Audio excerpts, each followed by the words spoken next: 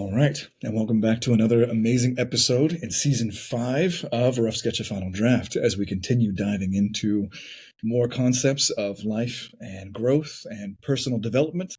I am visited today by an incredible guest, Jessica Lewis, co-founder of Rise Up Kings and Rise Up Queens. And I don't want to take away the platform from her, but please go ahead and introduce yourself for the sake of the audience. Tell us a little bit about yourself, Jessica. Thank you so much for having me, Adam. I am a mama of 2, recovering manipulative, revengeful, and controlling wife who's now been married for 15 years, happily on a day-by-day basis because he just pissed me off yesterday. You know what I mean? And we just get to work through it on a continued basis. I love it. I love it. Right into it. Okay. Well, we're glad to have you. Thank you so much for being here. And I think that it's incredible timing in the world of the backdrop of everything that we've been seeing with, feminism and this, that, and the rise of social construct theories that are coming all the way from ancient philosophy. If people really want to do their homework and kind of peel back those layers of, Rousseau and Descartes, and you get into Marxism and so on and so forth, those influences were really actually coming up with this social contract theory. Where is it that let's just kind of jump in. Let's kind of go there first. Where did Rise Up Kings and Rise Up Queens kind of gestate? Where's the genesis there? How did that happen? How did that rise up? Definitely out of our brokenness. Unfortunately, my husband was unfaithful to me, and we found out, or he exposed that 2 weeks before we got married. And then we got married, and then he continued to struggle with porn. And so betrayal and mistrust and really dysfunctionalness. Before I met him, I was married and in a relationship for 5 years and then married for a year. And that's where I say that I'm the recovering, revengeful, manipulative, controlling wife, because I wanted to show up. I wanted to be a great wife, but I didn't know how. And so Skylar and I went on this journey for 10 years that continues to go on. So for 15 years of how do we heal enough to be more effective in our relationships so that we have less triggers and we can actually connect and feel love and passion like I believe God designed for marriage. Well, amen to that. Well, I think some of the things that right off the bat, first off, I'm holding space for you about what happened in the fact of that breakup and where those things go. It's real life, folks, out there in this universe as we hold space for that, but it does happen. Incredible that you have found the resilience and the ability to hold tight to the love that you know that you hold for someone and that you have for someone, and you fought through that. What were some of the ways in which you guys overcame those challenges? Obviously, let's just kind of go into it and dive from there. How did that happen? How did that kind of I love you and I know you and I want you and let's make this work. Yeah. Yeah. I didn't know in my first marriage that there would be a point where, or multiple points or points over and over again, where I felt I was at a breaking where I couldn't do it. In my first marriage, when I hit those moments of, I can't do this, this is too hard, this won't work. What I then did was I closed myself up and then blamed him for everything. Well, guess what? I get married a second time and I'm hitting those same exact moments. And so this time when I looked back at my first marriage, I looked back and I'm like, you know what? I could have done more things. I could have pushed through. I could have stepped into it more if I really would have wanted to. But at that time, I had just made up my mind and then shut it down. So I shut down all possibility of making it work. But then the learning happened was when it then came up again, like, okay, we're dealing with new challenges. And although we were dealing with new challenges, I was the same person. And so if I didn't change or do something different, then I would create the exact same circumstance that I was in before. And so it was a moment for me to really am I committed to this? And what am I committed to? And am I willing to push through the hard and find a way? I constantly remind myself just that I'm this close to being, when things are going rough and hard, like I'm a day away from either from healing or from happiness or from joy, but I often will give up before I get to that point. That was the old me, would give up versus push through and find a way and get resourceful. I like. Okay. And so there was this internal dialogue that you were overcoming of the self-doubt and understanding that the lowest common denominator of all the circumstances that you had in your previous was, well, in that relationship, it didn't work. And this relationship didn't work. And this one didn't work. And it was you. And not necessarily as a blame. It's a responsibility of, okay, I keep adding to this soup pot. One of the main ingredients that keeps on coming into each one of these soups that I make is me. Amazing. And the vulnerability of that transformation to be able to hold yourself accountable and to be able to do that. Now, what was your go-to before? Was it to lean on blaming the men, as you had mentioned? Kind of go into that and unpack that a little bit, because that's part of your content that I really do love. I think it's so easy in our society today to immediately eviscerate men. And I'm going to say this as a Hmm. caveat before Yeah. we dive into this: not all men are perfect. So yes, there are some bad ones, but how does that work for you in that sense? Well, the easy thing I think as a human being is to not look inward, right? When I'm mad, even when it comes to my children, I can blame them for them being the reason why it's wrong. And that stemmed from, for me, that I used to have this belief I didn't know that marriage was meant to make me happy. And if marriage is meant to make me happy and I'm not happy, of course it's your fault, right? And what I've discovered for me personally is that marriage actually was an opportunity to make me holy. And I had a lot of resistance around that. So I wish we never would have gone through infidelity or through porn. And I could be mad at my husband that he did this to me. I'm having to go through this because of him. And to some extent, yes, that is true. But it puts me in the place that life is happening to me, and then I'm a victim. And if I'm a victim to him, then guaranteed I'm going to be angry, resentful, lonely, frustrated. Like there's these feelings that come along with being a victim. And so then I was like, okay, well, if this isn't happening to me and it's happening for me, how could this be for me? And when I think about those things, I wish I could have learned it a different way. But in the beginning, when we got together in my prior relationship, I loved conditionally. If you did what I wanted you to do, then you'd get love from me. And if you didn't, right, if you were going to hurt me, I'm going to hurt you worse. And everything was in response to the person that I was with. And it wasn't out of this place of commitment of who I want to be as a woman. And Hmm, so had to grow in emotional maturity that, yes, they might be a part of this scenario. And what if this was happening for me? And am I willing to see that it's happening for me so that I can grow to the next level? I love that. I do, because in the accountability of our circumstances, wherever we are, we've all had stuff that we go through. There's a great conversation by one of a good motivational speaker, Jim Rohn.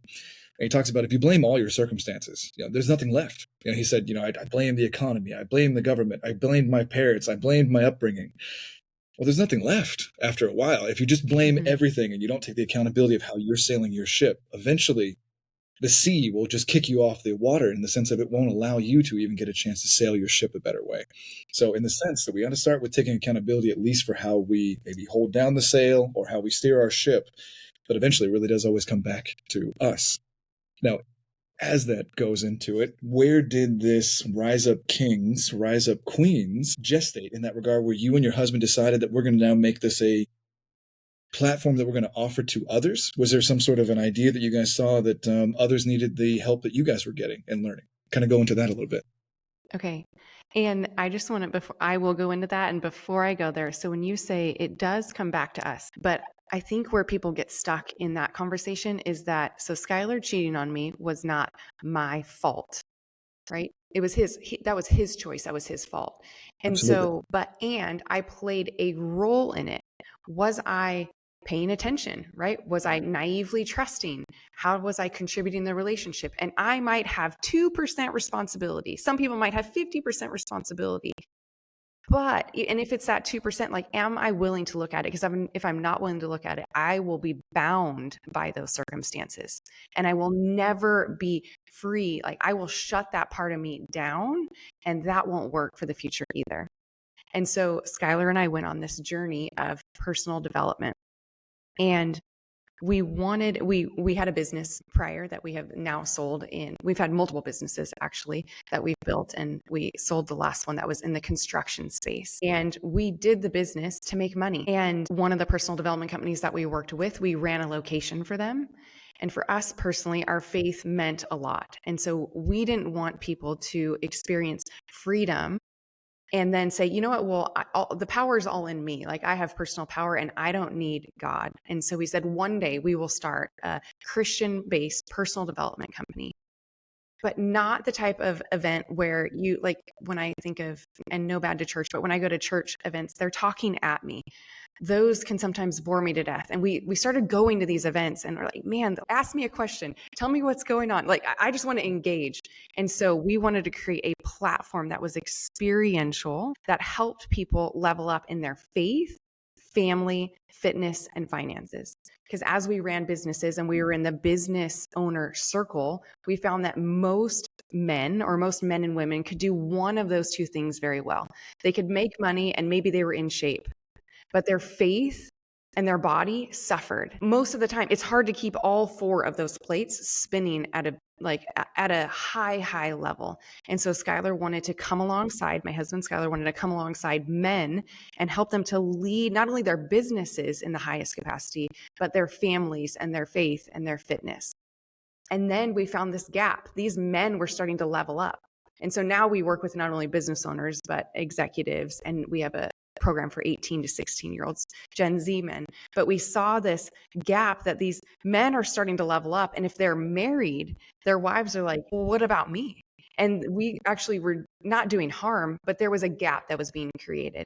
And so from my background in working through unhealthy control and living in fear. So most of the time when in my events, I ask women, hey, how many of you think you're controlling? And 10% of the room raises their hand. And then I go through what control actually looks like. I mean, even down to the look, like the mother look that you give to your husband. And there's like 20 different ways of unhealthy control. And then I say, okay, now how many of you guys think you're controlling wives? And they all raise their hand. They just don't know. And so everything that I've grown in, we then bring into the event. So they don't get this polished, perfect person. They get this person that's been on the journey maybe a little bit longer and has lots of really effective tools. And I say, hey, you want to come on the journey with me? And they end up walking out with passion, connection, and oneness, and lots of healing. Wonderful. Absolutely wonderful. Absolutely wonderful. And I love that you and your husband have done this together as a team, because when you partner up with your person in that regard, the benefits of what you can create is exponentially just untapped potential to be able to create. And I find it so inspiring that you both have gone through, like you said, you've gone through the mud and you've gone through it together, and it brought you closer together, made you stronger in your faith. And if we want to use a parallel, I don't know any story in the Bible that doesn't actually have some sort of, they took them from on high, put them through the mud, and then God rebuilt them. So beautiful, kudos to you. Definitely being led by a higher source there, to you both. I haven't had the privilege of meeting your amazing husband, but I've had interactions with you, and I see that the growth is there and the splendor is there. So God bless him for having such an amazing wife as a partner to grow with. What is, I guess, maybe something for the audience who doesn't know you from my side and the Coach Adam sphere of the Rough Sketch Final Draft? What is something you really do like focusing on, that maybe they know that after they hear you speak in this capacity and they hear you on the podcast and see you on YouTube, what is something you really like to usher people into to start off with? Maybe the appetizer, so that they know what you got. So on my website, the word feminine is on there. And when I'm in my feminine, Skylar will follow me around our kitchen island. Like, I mean, it is, I'm like, what are you doing? Like, why are you, what you, and I didn't know how to access that before. I was a high achieving, money making, driven woman, and unknowingly got these messages to never rely on a man. I watched my mother do it. And I think that's where society is conditioning that, even in the Disney movies, that there's always this female amazing figure, right? And then the husband gets portrayed as this couch potato. And I brought that achiever driven person into my relationships, and then wondered why my spouse or the person I was dating at the time wouldn't step up, but had created this environment where they couldn't win. Nothing they ever did was good enough. I had something to say about absolutely everything. And I was not playful or fun. I just didn't know how to access feminine, because I was conditioned, I believe, by society. And then I chose to believe that feminine was weak and vulnerable. And so women walk in with that same, when I get to experience them for the first time, with that same understanding, and they lack joy and happiness and playfulness. But some of them didn't even know they lost it. And then they walk out and they're like, I'm going to be a fun mom. I'm going to show up just for myself. Like, so many women are giving out of this empty rather than giving out of overflow. thinking that they're doing this great job taking care of everyone else and leaving them last. So those are a couple of the fun things. And maybe they're like, you know what? I don't know that I want to have more fun. Well, if you don't even know that you want to have more fun, then that is the woman that I would love to meet, because I haven't lost any of the strength of my personality or strength of who I am, but I know how to access that part of me when it's appropriate. I love that. Yeah, it does dovetail into our society. I mean, there's no way to tiptoe around that anymore. The subtle grace and elegance of an Audrey Hepburn, of a bygone era, where there was such power in just the silence. When someone gracefully walks into the room and is holding themselves in a beautiful poise in their feminine, like you said, where Skylar's going to chase you around the kitchen, there's power there. So this idea that the female empowerment movement was to more drift towards masculinity. That is an interesting psychological, sociological, socialistic pivot that was a trap there. And I've always thought, and I wanted to hold space for women in that regard of like, please don't go into that trap. Like, there's so much power in your patience and in your grace and in just the way that you are. Men want to protect women. Women want to be protected by the man in a room if something really does happen. That's already power. If a guy is going to get assaulted or even get argued with by another man in the room, women don't stand up to immediately go defend him. There's already power that women have. So I love that you're talking about the power of just the accessing the subtleness of the femininity. That's beautiful. What else in that regard, as far as it goes for what you think real power is for women in that regard, even in a relationship, in a marriage? I'm sure you've got tons to talk about there. So I'm letting you have your chance here to talk more. So tell me more. What do you think? So I didn't realize how fearful I was. So I had a biological dad that was never there, and then a stepdad who adopted me at 6, who was verbally abusive. And then I decided to go get love by connecting with people, connecting with men sexually. So, like, if they love me in that way, then it proves that I am lovable. And I unknowingly carried around this question into my relationships. I believe we all ask a question in every encounter, and we're not looking for the answer within or from wherever you get your answers from, but we're looking to it from other people. So my question that I was asking was, am I lovable? Am I enough? Am I safe? And based on my past experiences. And so each encounter I would have with Skylar in my relationship was often saying, no, I'm not. Right? I was experiencing the answer to that as no. And then I experienced it as rejection. And so I would go into self-preservation just unknowingly. And so we had to go on this journey, and Skylar had to be kind of grounded enough in who he was to not take that personal. And I think that's where men might be missing it. So many of the men don't have their identity rooted either in the Lord or in what they believe in, and just grounded. So it creates a lot of codependency. So if I walk in and I'm on a roller coaster, Skylar used to buckle his seatbelt in and hop on the roller coaster too, versus now he is the rock in our relationship. So if I am triggered or doing what women do, having emotions, going high and low, like moving through the actual feminine flow of the feminine, which includes emotions, at first he used to try and shut those down. Be like, all right, Jessica, go journal, go do jumping jacks, go do something else. And then he realized, like, well, that's in your nature. Like, I'm a little bit, has less emotions, so he's a little bit less like that, right? But at first we resisted that dynamic within the relationship. And I even shamed myself. Like, I hated when I felt hormonal or whatever the case may be. But we had to work on figuring out, what is this like brokenness almost that we're bringing into the relationship? Because all of us bring some degree of brokenness. And for me, part of it was, am I safe?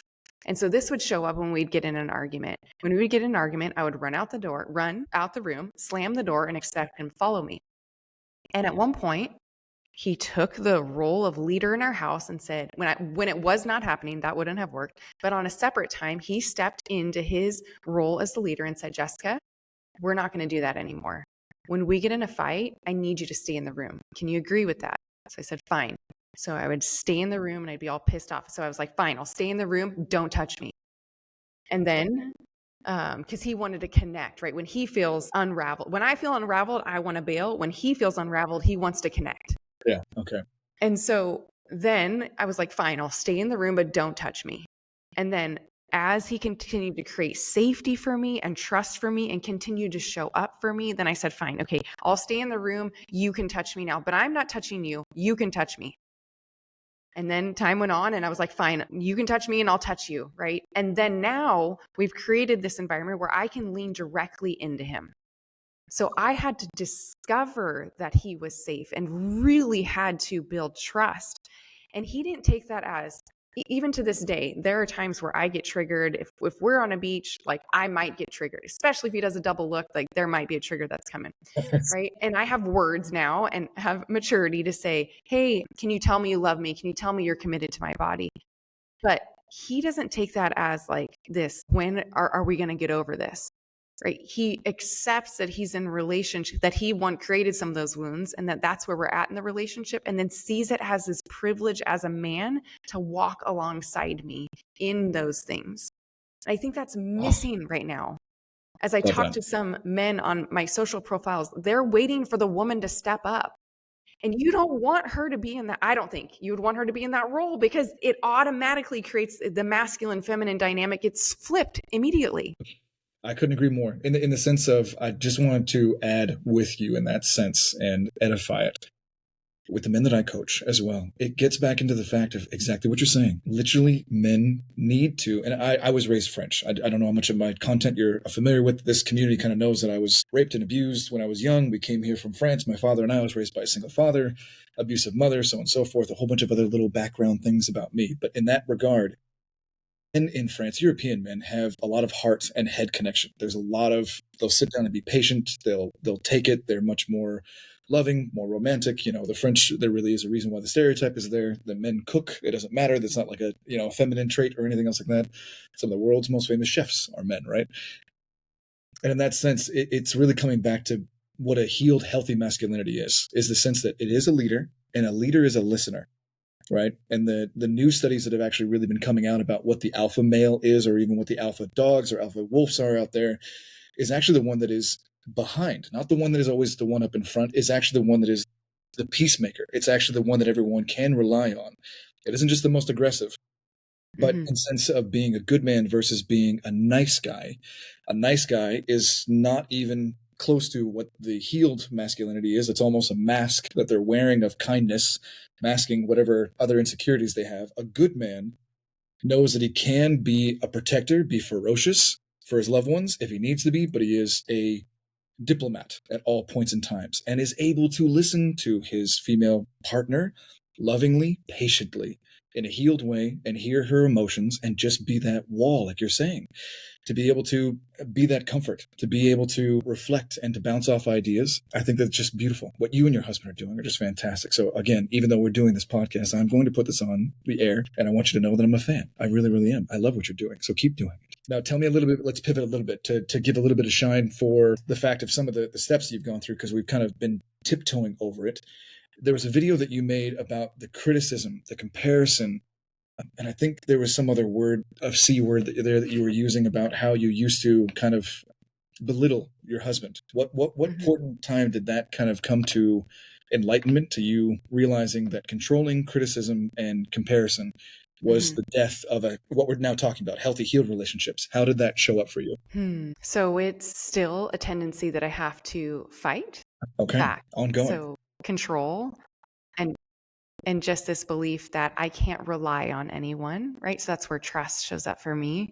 And then critical came from, like, I tend to be my worst critic. I decided early on that in order to be loved, I had to be perfect.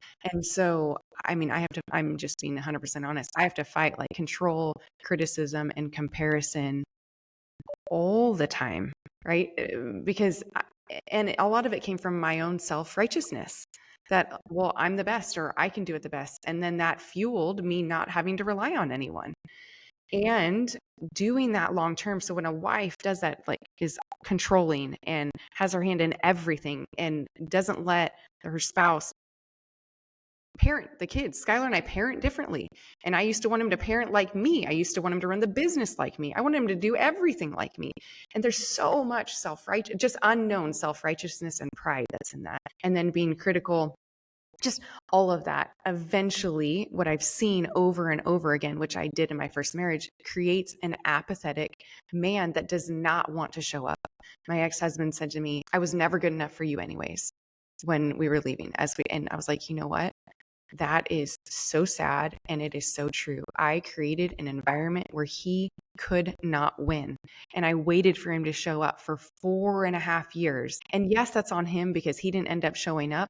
But so much of that was on me. He created an environment where, like, why even try? And I see so many men that are in these relationships where the wife is just controlling and then they don't step up to it or they don't challenge it. And they're just living these lives of desperation and suffering. And I was willing to do some work. And there were moments where Skylar had to step in. So I used to get big, and for a lot of my life, I was yelled at, right? So there was a lot of yelling coming at me. And so I got really, really small. And I remember there was this turning point at 16 where I stood up to my dad for the first time and I said, you're never going to talk to me like that ever again. But then that ended up being the way that I cope with things. So when I wanted to get my way, I would get angry and get big. And there was a really specific time when we were in our bathroom arguing with Skylar, and he said I started to puff my chest up a little bit and I started to stand a little bit taller and my voice started to raise. And rather than him engaging me and how I was coming at him, he saw my behavior as a window. So he saw through the behavior and said, wow, there must be something really going on with her. But he told me, he's like, Jessica, stop. He's like, what are you doing right now? Like, stop me in my tracks. I'm like, pissed off. What are you talking about? He's like, you're not going to manipulate me right now. You don't need to puff up your chest and puff up your shoulders. He's like, let's take a minute and take a break. And yeah. Yeah, it's not gonna go to blows. He's letting you know, like, deflate. It's okay. Yeah. You don't need to do all this. Yeah, that's good. Yes. So many of the women that I get to meet can't distinguish the lines of them mothering versus showing up as a wife. They give the same tone to their husband. They give the same looks to their husband. They give the same instructions to the husband as if he's one of the children and as if he hasn't lived his life and doesn't live outside of her when he's at work and makes decisions and survives and does all of this stuff. But it ends up creating an environment where so many men feel emasculated and don't want to show up. Because I think, why try? And maybe you can speak to this more, but I feel like men thrive in an environment that they get to step into and be the leader and be the hero, and where they know that they can win versus they're going to get Very criticized, much so. controlled, or corrected. Amen. And it could be a beautiful partnership if there's a pairing where the woman, because it all comes down to communication. I mean, we can say it a million times, and I don't mean to at all. Anyone that's ever heard that phrase a million times, I know it's nails on a chalkboard. We've heard it, but let's put the caveat on there to make sure that we're codifying it and redefining it the way we need to for healthy relationships, healed relationships. Mm-hmm. Communication in such a way in which you literally, in NLP, we call it framing. And that is literally framing a situation. If we were going to talk about your childhood experience when you were 16 with your father, we'd frame that in a way in which was empowering how we're going to talk about that, versus another way in which you could change the frame and make it into a different scenario. So the frame for a woman to be able to talk from her feminine in a powerful way is to be able to communicate it in such a way that the man will actually feel like there's a moment where he can be needed, and that she's bringing this to his attention for the assistance, just the same way of saying, can you open up this jar of pickles? He'll be interested. He's engaged. He feels that he's being called to for assistance in that regard. The same exact way that a man has to literally change the way that he communicates to his partner to frame it the right way, that if he's having a situation that he needs assistance with her, it's a moment when he's serving it up to her in a way that it is, I need nurturement. I need love. I need compassion. I need some sort of love that only you can give to me, so that she knows that she's special, she's unique, and she's seen. Those two types of communication can come forth from both partners. In that regard, if anyone's taking notes at home, it doesn't matter whether or not it's pick up the groceries, pick up the kids, I'm going to be late for work, can you drive me to the airport? Communication is going to be fantastic. It needs to be presented to complement the two sides of things. Same way if not to kind of take a humble step back away from that, this in no way relates to relationships as far as it goes for partnerships. This is a different example that's a parallel. So I just want to make sure that anyone who's listening knows that. But how you present things to your boss, right? The CEO of a company versus how you present material to someone who is just an employee. And that relationship is different. When you go to the CEO with something, you present it a certain way. It's a package deal. You've done your homework, you've done your research, you've got your notes in order, and you give it to the CEO as a finished product. Because if you just went up to him and said, "Hey, boss, I got this thing," it's not going to work. You're immediately already missing the communication connection with the CEO. They're feeling that their time is valuable and it's been wasted, vice versa. So now coming back to the relationship portion, make sure she sees seen, she feels heard, she feels unique, and you're presenting her with an opportunity for her to give you love because you need it from her and only from her. The same way that you need reassurance that when someone walks by on the beach, "Honey, are you committed to my body?" That was beautiful when you said that a moment ago. That was perfect. Husbands out there, take notes. Jessica's giving us great advice. And then also when the husband is going to be doing the communication dynamic, present it to him in ways that he can show up to be your white knight, that he can be your hero, right? That he can show you, I'm here to rescue you, even if it's from the nasty pickle jar that isn't allowing you to open it up right? Yes, I think, and that's where there's such this disconnect that most men and women are designed differently. Uh, And you started to talk about it, but most women need, what I've seen, have this need for emotional connection versus most men feel ready to connect emotionally once they've connected sexually. Right. So the husbands want to connect and feel connected to their wife, and the wife wants him to sit down and listen to her for 30 minutes as she talks about the day and the worries. And so oftentimes we have two people that desire connection, right? Especially if you got married and you weren't thinking, "I'm going to get a divorce later," or "I want this to be a horrible marriage where I hate you." And we mistake that our needs, because they don't have the exact same needs that we have oftentimes, because each person often has a distinct way of desiring to be loved. And sometimes we think that that's the way we want to be loved, and we can't see past that. So when we're in our events, like I see men that are like, "I love my wife. I want to connect with her. Like, we believe she's your sole legitimate source of sexual satisfaction," right? But then I say, "Hey, the equivalent to your wife of that sexual satisfaction sometimes is going to be you sitting down and listening to her have a lot of words for 15 minutes about something that she's struggling with." And they're like, "Well, I don't want to do that." I'm like, "Okay, well, that exact same emotional connection need or physical need you have is the same emotional need. And if you both are willing to pour into that in each other, even if it's different, that's where there's power in the relationship." And I have women that fight back. They're like, "Well, I don't want to have sex if I don't feel emotionally connected to him, or if I don't feel like it." I'm like, "Okay, well, there are times where he doesn't feel like listening to you, or doesn't feel like helping around the house, or doesn't feel like whatever it is." And do we always have to feel like it in order to do things? Or can we lean in this unconditional way and be willing to serve our partner at a greater capacity? And there is a give and take, right? So both have to be pouring in order to make it work perfectly, but just recognizing our needs are different, but it doesn't make the other person's invalid just because I don't understand it the same way that I understand mine. so good. So good. So good. I think the dynamic between the difference of being able to learn how people need to be able to have their connection, it's so true. I'm just resonating with and ruminating over what you've just said, and how they get there is just different. There's variables there. It's a cornucopia. We were all raised differently. We all had different backgrounds. We all come from different societal beliefs as well. Our beliefs create our habits. Our habits create our life. And that's why when we have fundamental breakdowns that lead to our breakthroughs, what we're really breaking down is our fundamental beliefs, like "I'm not good enough." You break that down at the fundamental core and shatter that and replace it with the "I am good enough, I am lovable." That changes your actions, changes your life. So, in that sense of how you even think to be loved and to accept love from others as well, that's an interesting core component of how relationships fluctuate.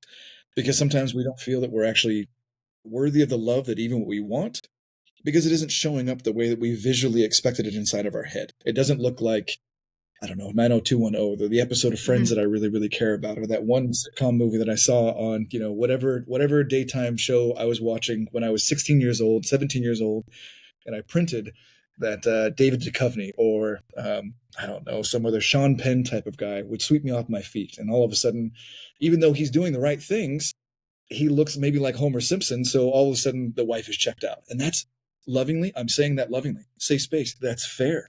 She has every right to have had a vision in her mind growing up as a girl, wanting love to show up as a certain way.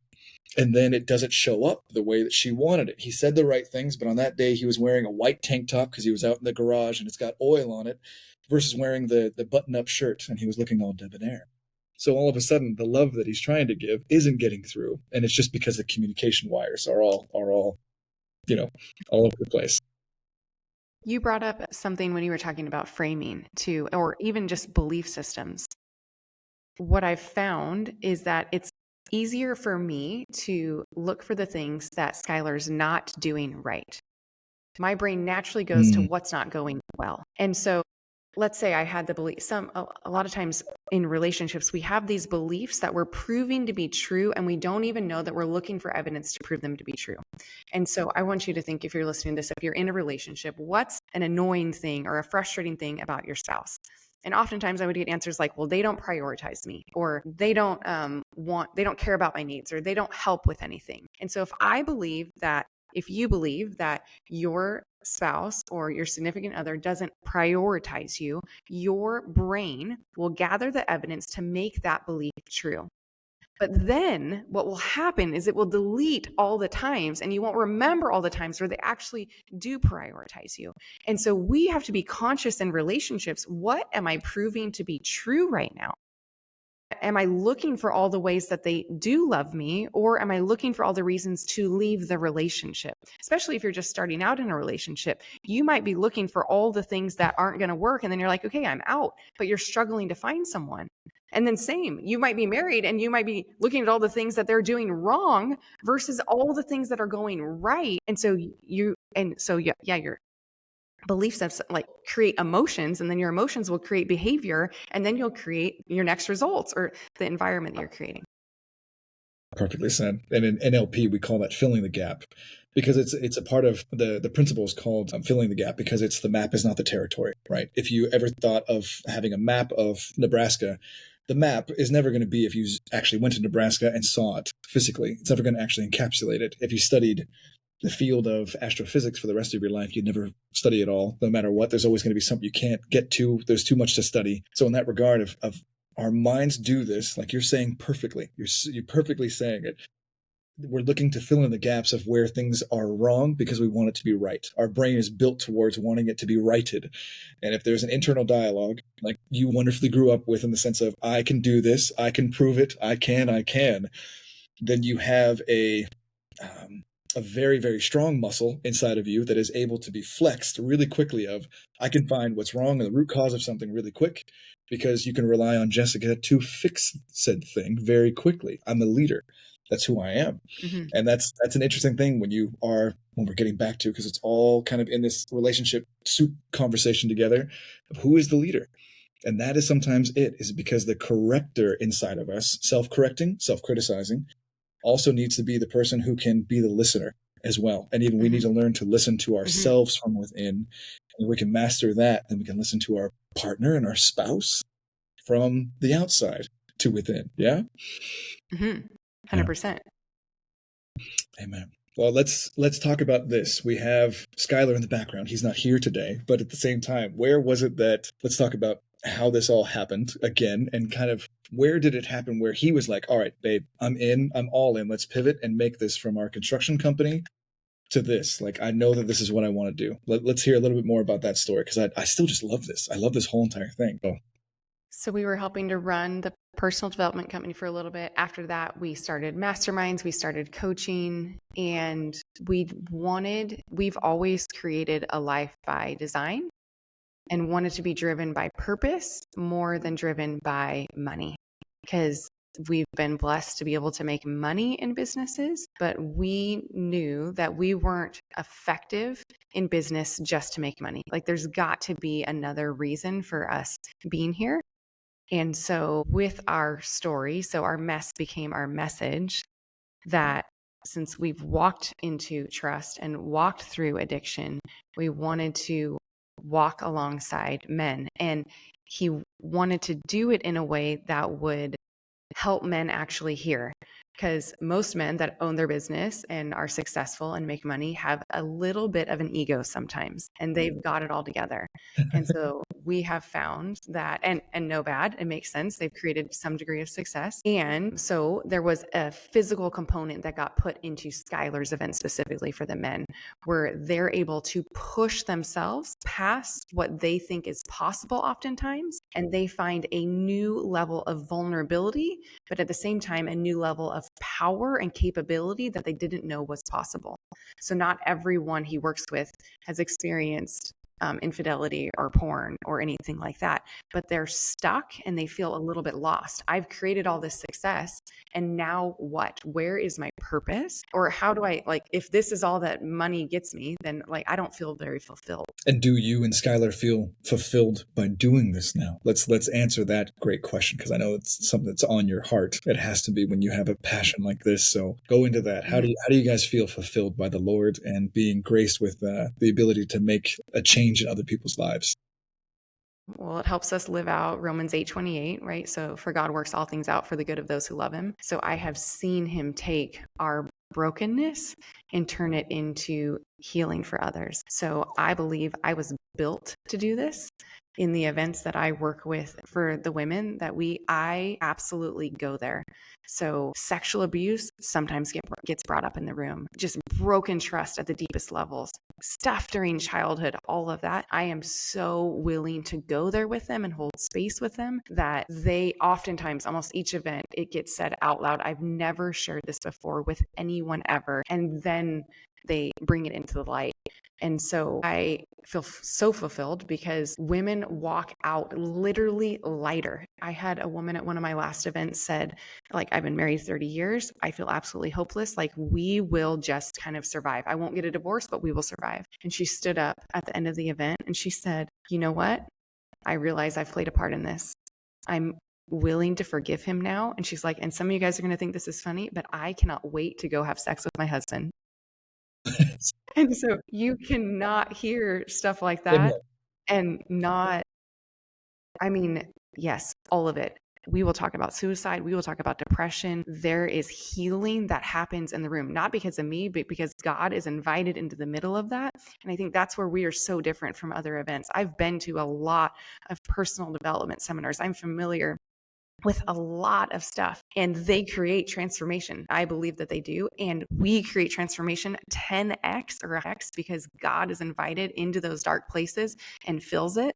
And so much that's in the darkness gets brought to the light, and the enemy doesn't have a hold on it anymore. They no longer can believe these lies that I'm not enough or I'm not worthy or I don't deserve this, because they know the truth about them when we're done with them. I love that. Taking it out of shadow and bringing it into God's light. I love that. Mm-hmm.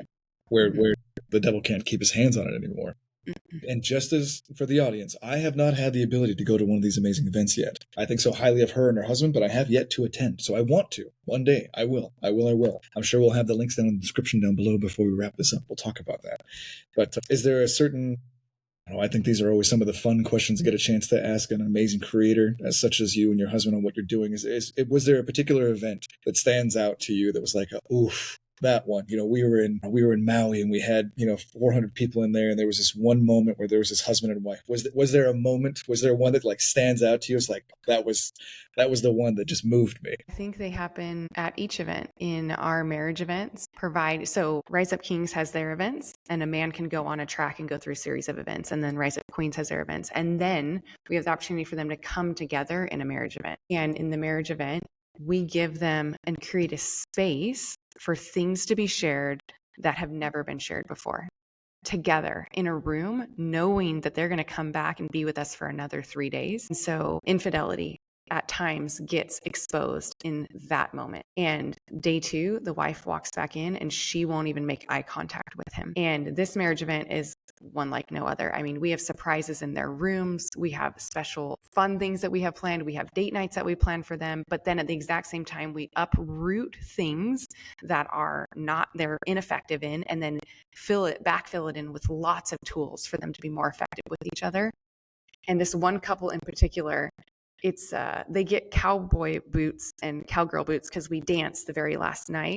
Nice. But they had a sexual encounter with the boots on night 2, and she was willing to forgive him. And It was just, he's like, those boots. Every time I see him, he's like, that event did it. So we took a couple who he wasn't faithful. They exposed it, and she thought, I am not connecting with him in this way. I don't even know if I'm going to make it through this event. I'm probably going to divorce him. To now, today, they are still years later going strong, connected, and have a foundation that doesn't ever have to happen again. We see that over and over and over again. But it started with him deciding, you know what? I'm going to step up. There are some areas he makes great money, and he was ineffective with his family in some ways, and money ruled him, and it was the priority, and he wasn't showing up. He's lost a lot of weight since then even. And so it started with him, and then she's like, okay, maybe. And then she started on the journey, and then we got them back together, and this family will never be the same. God bless you guys for leading them that way. What a beautiful thing. I'm always touched by those. We've been to many seminars, I'm sure, in this sphere of people that even tune in as well. We have 10,000 followers, by the way. Shout out to the 10,000 followers here on YouTube. Yes. Love you all. Gotcha. And 30,000 plus on Instagram. God bless you all. And God bless Jessica for being a beautiful guest. Amazing. God's doing wonderful things through good souls like hers. And all of yours who are tuning in. I'm just always interested because we've done like Tony Robbins. We've done, different Dale Carnegie type of things and so on and so forth. And the transformations are real. So I really do mean it. I'm not just saying it. I would love to attend one of your guys' events.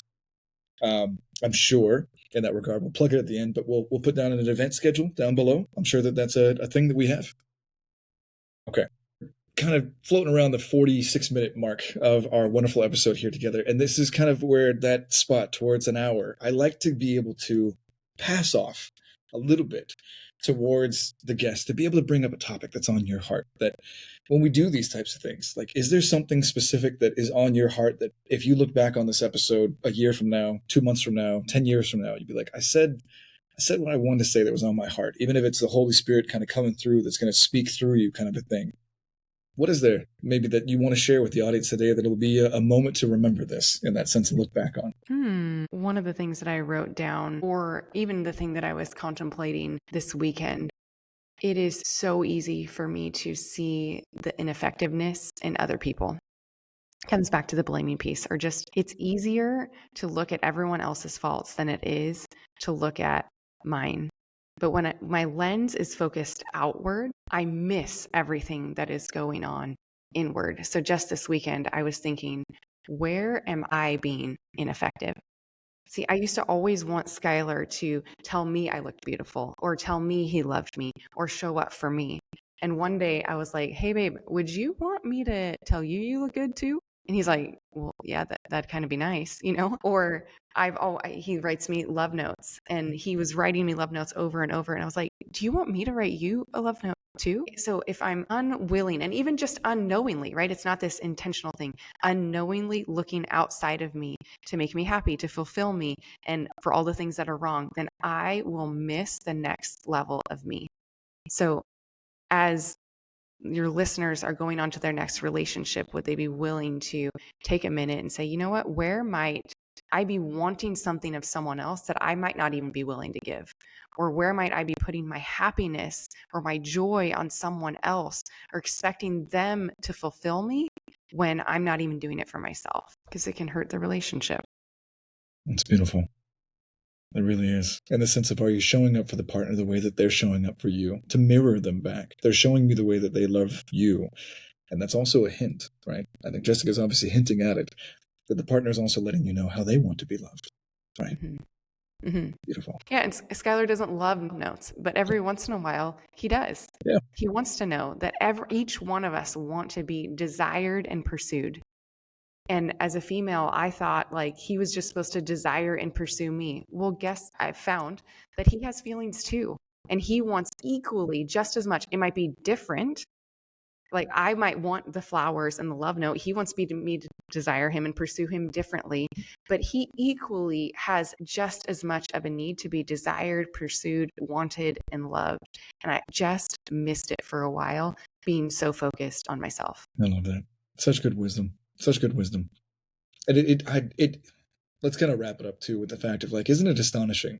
And I mean this lovingly to our audience and everyone that's out there. And again, anyone who's listening, give yourself grace. This is not an attack. This is an accountability thing where I'm holding up a mirror to all of your hearts, right? It's amazing how many people in their relationships just don't have those conversations. Just really like, hey, babe, how would you like me to show you love? I'm amazed by that. People that I counsel, that I coach, that have been married for, if it's 10 months, if it's not 10 years, I actually ask those questions like, well, when you guys had that conversation, obviously giving the assumption that they did, what did your partner say that they liked and that they wanted from you 10 years ago? Maybe it's changed. And they look at you with a blank stare of, we never had that conversation. Mm-hmm. How did you not ask your partner just what do they like so that you can show them that? It's amazing. It's amazing. Mm-hmm. How about you? Yeah. Even when you said that, I used to work with clients one-on-one, and my question for them around the 6-month mark was always, what am I not asking you? Because I wanted them to think about the things, like there's things that we might be avoiding because it's just not getting brought up, but I want to know to ask. And so I believe most people are intentional in a lot of things, like in their work, like what are you guys not talking about, or what are you not asking? What conversations are you not going to? For sure. Yeah. Could be so powerful. And it's going to be scary for so many people, right? Because you don't know what you're going to hear. So it's easier to live in this good realm, or it's okay, or I'm not going to rock the boat. And that is where death in relationship occurs, I believe, or just slowly eroding of your happiness and joy and connection. And I used to avoid hard conversations at all costs because they felt like death to me. And it is where life and connection actually was bred, even if they were hard when we had them. And hard because I made them hard, because I took them personal. Right. Yeah. I think we'll kind of circumnavigate this entire topic in the sense of today's conversation with a point in the fact that I think one of the biggest detriments to society has been out of polite society. But that's not a bad thing. That's a caveat. That in polite society, we have said this edict. There's certain axioms and idioms that we have in American and Western kind of ideologies that kind of hold us back. We say that we shouldn't talk about politics, religion, and relationships kind of in personal, conversations with friends and family. And then we got no good at that. Then we lost sight of that. And then relationships and our faith and our ability to communicate about difficult conversations went away just went bye-bye, just bye-bye. And then all of a sudden we have horrible friendships, we have infidelities, we have relationship problems, we have work problems. We find ways to cope and to self-medicate with overworking, over-successing, looking for the validation of that dopamine hit of pay, commission, promotion, right? And then all of a sudden our relationships fall and our hearts are feeling empty in life. That's my last 2 cents in the sense of what's happened to the degradation of society slowly. And that's why work that you and your husband are doing is so vital. And I'll leave the last feedback point to retort back to me. How do you respond back to that? Do you agree? How do I agree? I completely agree. Yes, I would challenge each of the listeners to 100% lean in. It is worth it. And they might need help from someone like you, or a coach, or a therapist, or someone to do that leaning in. I wish I would have surrounded myself with more resources early on in my relationship. Amen. Well, let's wrap this one up. It's been such a pleasure. You're such an amazing guest, and I want to keep going. So maybe we have you on the show again, and maybe I get that amazing husband of yours, Skylar, on, and we'll interview him as well. But where can people find you? What are you up to? What do you want to kind of put out there? And we'll put it all down the links below. But tell the folks for at home who are listening on the podcast as well. Yep. So you could find me at riseupqueens.com/podcast. So riseupqueens.com/podcast. There we go. Again, thank you so much. I'll have the links down below. You've been a genuine treasure. Thank you. Thank you. Thank you. Thank you. Fam, it's been a blessing. Have a great day. Cheers. Awesome. Thank you. Preach at all times, but if necessary, use words. I love that. Preach at all times, and if necessary, use words. Thank you. What's on my heart is what's in my heart, which is just emotional sense and in a professional sense.